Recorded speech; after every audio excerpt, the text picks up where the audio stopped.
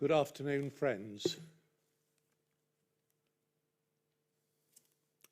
So friends are not to meet like a company of people about town or parish business, but to wait upon the Lord, and feeling his power and spirit to lead them, and order them to his glory.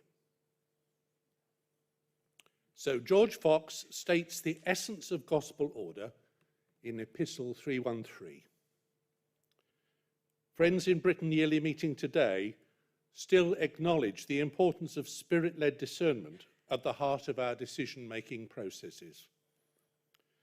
Even if some of us would hesitate to describe coming to such decisions as finding the will of God, yet in this process is where we still rightly recognize authority.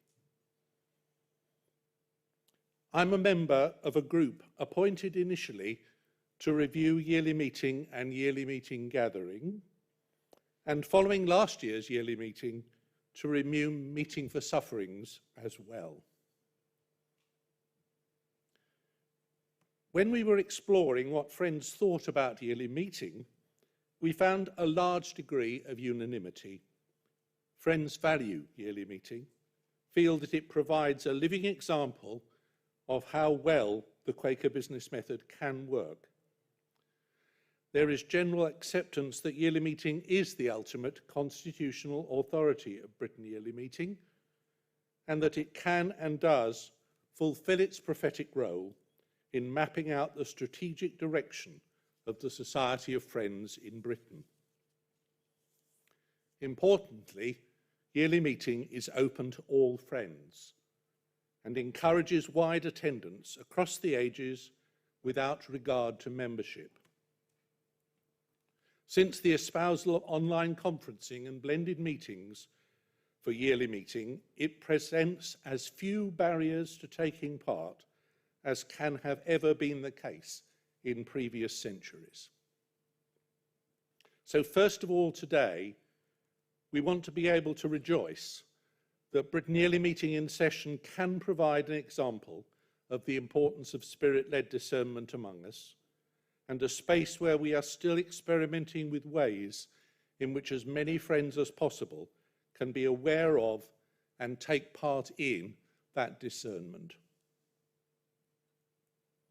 However, our group was then asked to look at meeting for sufferings and how it was functioning within the wider structure.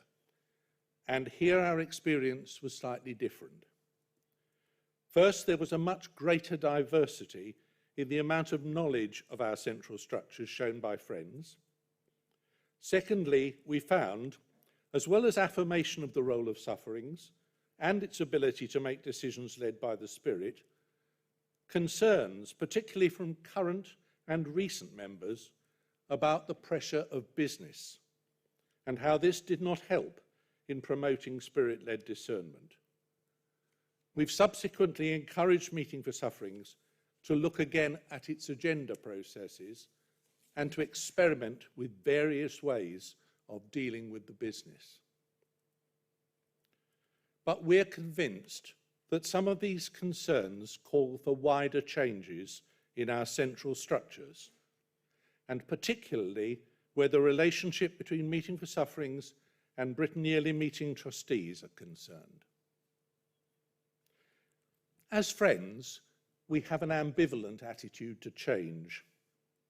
We like to think that we're open to new light from whatever source it comes, whilst continuing to respect our Quaker traditions, which we trace back to the heady days of the 17th century. And amongst us, there is naturally a spectrum of attitudes to change, from those who welcome it as evidence of renewal to those who fear change in case it causes us to lose something precious. The result is often that we change too slowly when change is needed. In 2006, we made the decision to adopt separate small bodies of trustees to take on the responsibilities of charity governance on behalf of all friends, with whom that responsibility had previously resided. We were adopting a model which we saw then as representing good practice in the world. We also acknowledged that under our tradition of gospel order, the gathered meeting for business held the ultimate authority. A number of us, which clearly still contains perhaps our friends from Gloucester, and I must admit to being one, were unhappy about the wisdom of this change. However, with the passage of time, I believe that Quaker trustee bodies and BYM trustees in particular have become accepted as a valuable part of our structure. Since they ably steered the organisation through the recent pandemic, I might even suggest they have a positive advantage.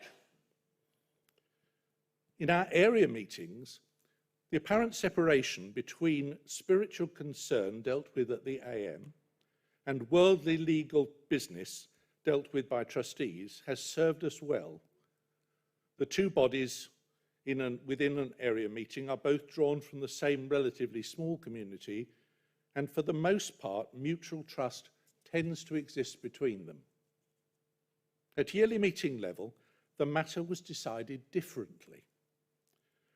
The BYM trustees were set up as accountable to the yearly meeting in session, mirroring the situation in area meetings. However, we decided to retain Meeting for Sufferings without its previous trustee responsibilities. It was tasked to make decisions on behalf of yearly meeting between sessions and provide trustees with consultation from a wider representative body. Meeting for Sufferings also retained considerable business of its own. Crucially, however, Meeting for Sufferings remained answerable only to yearly meeting. This then is the cause of the friction which the review group has identified between BYM trustees and Meeting for Sufferings. The two bodies are both answerable to yearly meeting, but there are no lines of clear accountability between them.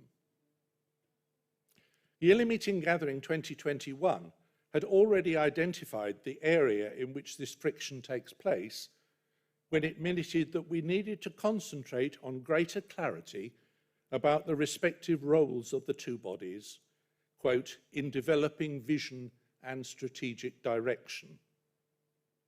The review group affirms that this is a real problem because both trustees and Sufferings attest to it, as clerks of both bodies did in the preparation meeting last week. The recommendation of the review group, which Meeting for Sufferings has passed on to yearly meeting, is that the friction between the two bodies is an issue which needs to be addressed. Perhaps the most straightforward way to is to change the position of the two bodies in the yearly meeting structure. There are two ways of doing this. Meeting for Sufferings, BYM trustees. The first way is to move Meeting for Sufferings down in the structure. This would mean acknowledging that it's most useful as a consultative body to BYM trustees with the feelings of the national Quaker community when changes in vision and strategic direction are before it. The second solution is to move Meeting for Sufferings up in the structure to become a continuing yearly meeting with all the powers of yearly meeting. Trustees would then be accountable to that continuing yearly meeting and would have to consult it on issues of vision and strategic direction. Because yearly meeting is open to all members to attend, this would also widen and diversify the scope for consultation.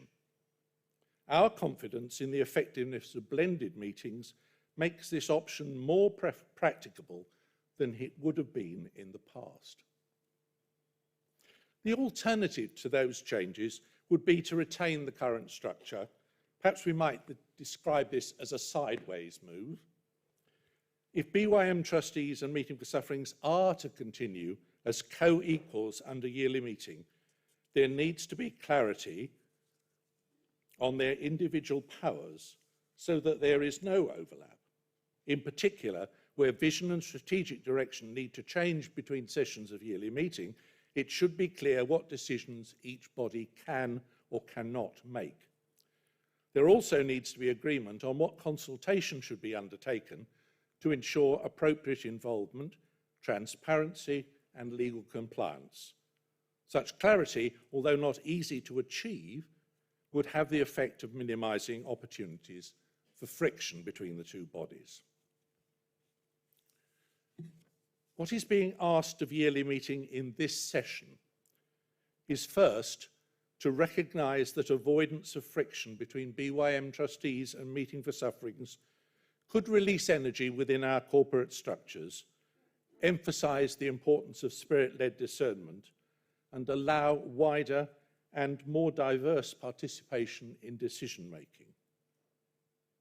If we are led to make changes, it would be useful for the meeting to take a view if this should involve structural change, moving things up and down, or just clarification of roles between the various bodies.